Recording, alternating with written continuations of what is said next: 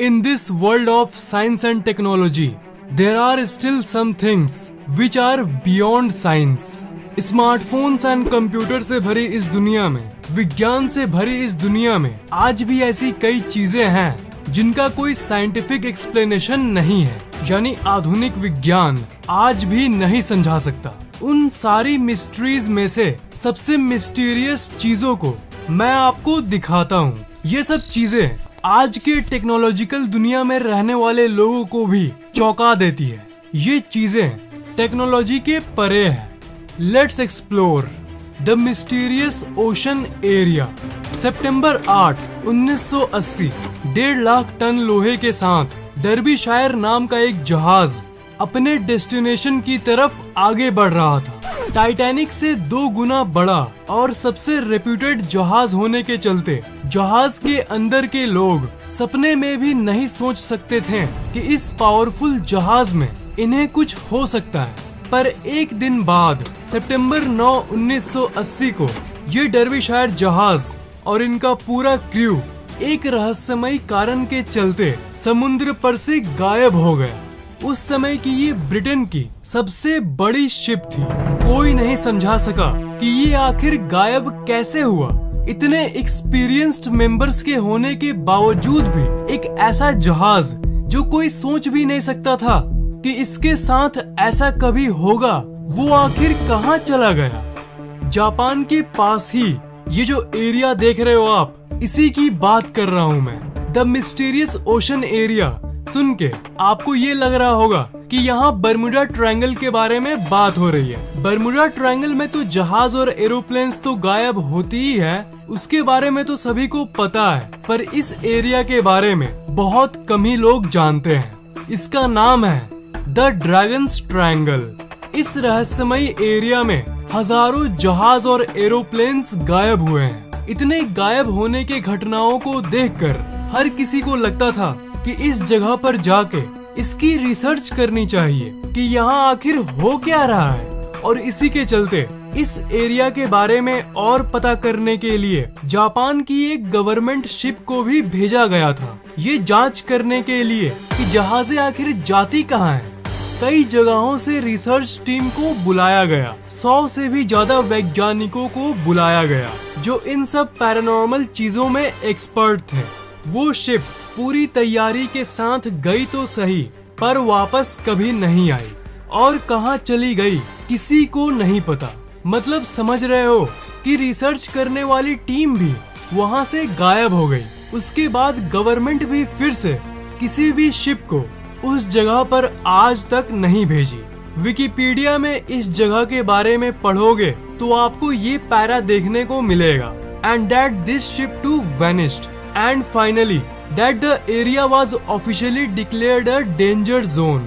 मतलब उसके बाद इस जगह को ऑफिशियली एक डेंजर जोन घोषित कर दिया गया, जिसे समझना वैज्ञानिकों की भी बस की बात नहीं है। बिना उस जगह जाए सिर्फ सैटेलाइट और मैप से उस जगह की रिसर्च की गई। तभी ये पता चला कि ये बिल्कुल बर्मुडा ट्रायंगल की तरह ही एक त्रिकोण बनाती है। पर ये तो बस शुरुआत है। सबसे अजीब बात यह है कि ये बिल्कुल उसी अलाइंड पोजीशन में मौजूद है जहां बर्मुडा ट्रायंगल है। आप यहाँ देख सकते हो, ये दुनिया के इस साइड में है और वो दुनिया के उस साइड। क्या ये एक इत्तेफाक है? और इसी के चलते ये भी माना जाता है कि इन दोनों जगहों का आपस में कोई कनेक्शन है, क्योंकि ये कोई इत्तेफाक नहीं हो सकता।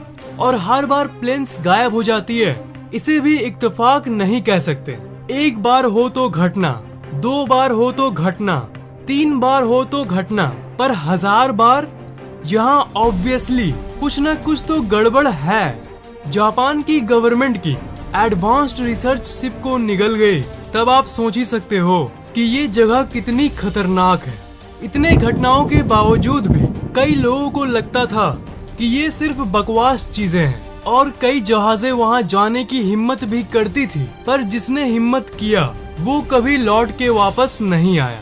पर यहाँ ऐसा क्या है जो यहाँ पर ऐसी घटनाएं होती है?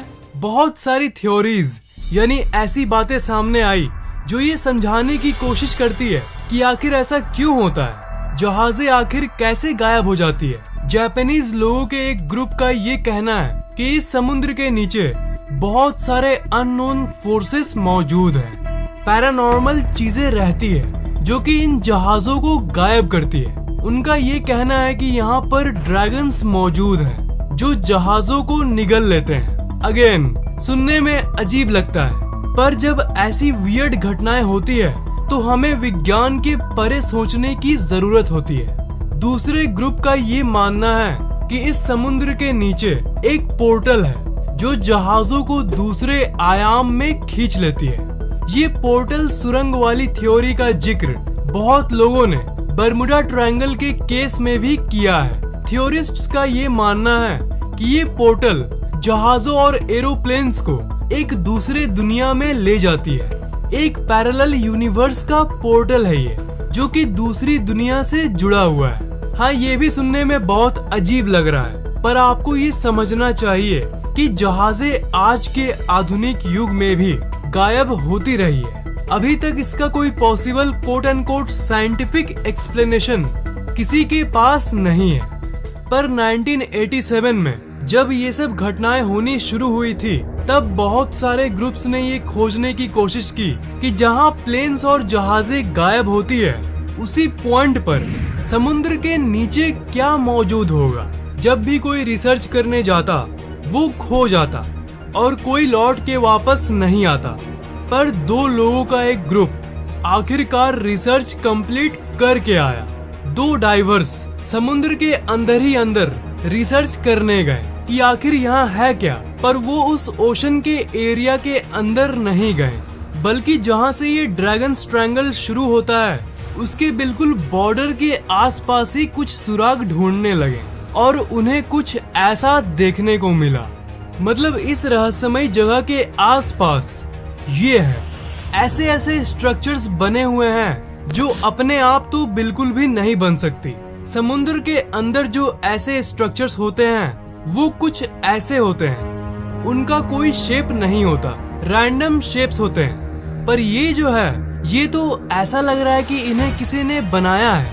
और जिन लोगों ने इसे डिस्कवर किया, उन्होंने इसकी टेस्टिंग करने के बाद ये डिस्कवर किया कि ये किसी का बनाया हुआ है। आपके मन में आ रहा होगा कि पहले किसी ने इसे बनाया होगा, तो जानकारी के लिए मैं आपको बता दूं कि जापान का जितना भी एंशिएंट हिस्ट्री है सबको देखा गया, पर इसका जिक्र कहीं नहीं है। इसे किसने बनाया कोई नहीं जानता। पूरे ड्रैगन्स ट्रायंगल के बॉर्डर पे जहाँ पर ये शुरू होता है, वहाँ ऐसी मॉन्यूमेंट्स बनी हुई है। तो आखिरकार ये हमें क्या बताता है? सोचने पे ये लगेगा कि ये कैसे हो सकता है, पर इन पत्थरों का और जहाजों के गायब होने का आपस में कोई ना कोई कनेक्शन जरूर है। एक वक्त के लिए कल्पना करो कि आप इस जगह पर गए हो, तो क्या आप जानते हो कि आप क्या क्या देखोगे? लोगों के अनुभव और उन रिपोर्ट्स की माने तो आपका कॉम्पास इस जगह काम करना बंद कर देगा और जितने इलेक्ट्रिकल इक्विपमेंट्स हैं वो ठीक से काम नहीं करेंगे। बिजली से चलने वाले उपकरण और इस जगह का आपस में एक बहुत बड़ा कनेक्शन है। वहाँ जाने के बाद अचानक मौसम बदलने लगेगा, लहरें उठने लगेंगी और लोगों ने तो ये भी कहा है कि उन्हें आसमान में अजीब सी चीजें दिखती है। उन्हें ये वर्लपूल दिखता है। हजारों लोगों ने ये रिपोर्ट किया है कि इस वर्लपूल के चलते ही बहुत जहाजें डूब जाती है। पर धरती के इतने बड़े समुद्र पे ऐसा असाधारण वर्लपूल इसी जगह पर देखने क्यों मिलता है? कई रिपोर्ट्स में ये भी कहा गया है कि उन्हें घोस्ट शिप्स देखने को मिलती है। ऐसी जहाजें देखने को मिलती है जिसमें कोई क्रू या कोई इंसान मौजूद ही नहीं होता। अब आप ही बताइए कि ऐसा कैसे संभव हो सकता है? ये घोस्ट शिप्स बहुत लोगों ने देखा है जब वो उस जगह से गुजरते हैं जहां से ये एरिया शुरू होता है। इन अजीब चीजों के साथ साथ और एक अजीब चीज होती है इस जगह पे। कई रिपोर्ट्स के हिसाब से यहाँ पर जहाजें टाइम डायलेशन को अनुभव करती है। टाइम डायलेशन मतलब, एक एग्जाम्पल से समझो। मान लो आप कहीं गए हो घूमने और अपने फादर को आपने कहा कि मैं आधे घंटे में आ रहा हूँ, और घड़ी देखकर आप आधे घंटे बाद ही आए, 8 बजे आप निकले थे और जब 8:30 बजा आपके घड़ी में, तब आप अपने घर पे हो। पर जब आप घर आए तो आपके फादर कह रहे हैं कि 8 दिन निकल गए। तो सोचो आपको कैसा लगेगा। इसका मतलब आपके लिए टाइम स्लो चल रही है। तो बर्मुडा ट्रायंगल और ड्रैगन्स ट्रायंगल दोनों जगहों पर ऐसी घटनाएं भी हुई है। मतलब इस जगह पर टाइम डायलेशन होती है। एक दो इंसान अगर इस जगह के बॉर्डर को टच करके वापस भी आते हैं तो टाइम उनके लिए सेम नहीं होता। ऐसी घटनाओं की रिपोर्ट्स बहुत कम है, पर लोगों ने अनुभव जरूर किया है। और ये टाइम डायलेशन कोई रहस्यमयी चीज नहीं है। विज्ञान की दुनिया में ये एक बहुत फेमस कंसेप्ट है। अंतरिक्ष में ब्लैक होल के सामने से अगर कोई चीज गुजरती है तब उसके लिए समय स्लो हो जाता है। मतलब अगर आप 7 दिन के लिए स्पेस में गए और ब्लैक होल के सामने से चक्कर लगा के आप धरती पर जब वापस आएंगे तब आपके लिए तो 7 ही दिन बीते होंगे, पर वापस आके आप देखोगे कि 7 साल बीत चुके हैं। टाइम डायलेशन ही साइंस फिक्शन की दुनिया की एक ऐसी चीज है जो असल दुनिया में भी होती है और ये साइंटिफिकली प्रूव्ड है। ये कोई अजीब बात नहीं है। अजीब बात ये है कि इस जगह पर ऐसा होता क्यों है। धरती पर इतनी एरिया में समुद्र का पानी है, पर पूरे धरती पे इन्हीं जगहों पर ऐसा क्यों होता है। फाइनल सवाल ये है कि ब्लैक होल वाली इफेक्ट इस जगह पर क्यों होती है। और यही वो वजह है जिसके चलते लोग इस जगह को समानांतर ब्रह्मांड यानी पैरेलल यूनिवर्स से जोड़ते हैं और ये कहते हैं कि इस जगह पर कई अदृश्य सुरंगें मौजूद हैं जो सारी चीजों को निगल लेती है। बर्मुडा ट्रायंगल और ड्रैगन्स ट्रायंगल ये दोनों जगहें दुनिया के उन जगहों में से है जहां विज्ञान चाहकर भी पता नहीं लगा पा रही कि आखिर वहां हो क्या रहा है। ऐसी रहस्य सच में हमें विज्ञान के परे सोचने पे मजबूर कर देती है। जो स्टोरी मैंने आपको बताया, जापानीज गवर्नमेंट ने जो शिप सेंड किया था जो गायब हो गई थी, वैसी ही घटना फिर से कहीं ना हो जाए, इसलिए कोई इस जगह पर जाने की हिम्मत नहीं करता। इस जगह पर भविष्य में कोई रिसर्च या डिस्कवरी होगी तो मैं आपको जरूर अपडेट करूंगा। बट फॉर नाउ आपको क्या लगता है कि इस रहस्यमयी जगह पर ऐसा क्या है जिसके चलते ऐसी घटनाएं यहाँ होती है? इंटरेस्टिंग लगा तो नीचे कमेंट करना और इस वीडियो को लाइक और शेयर जरूर करना। और अगर इस चैनल पे नए हो तो सब्सक्राइब जरूर करना और बेल आइकन को ऑन जरूर कर लेना।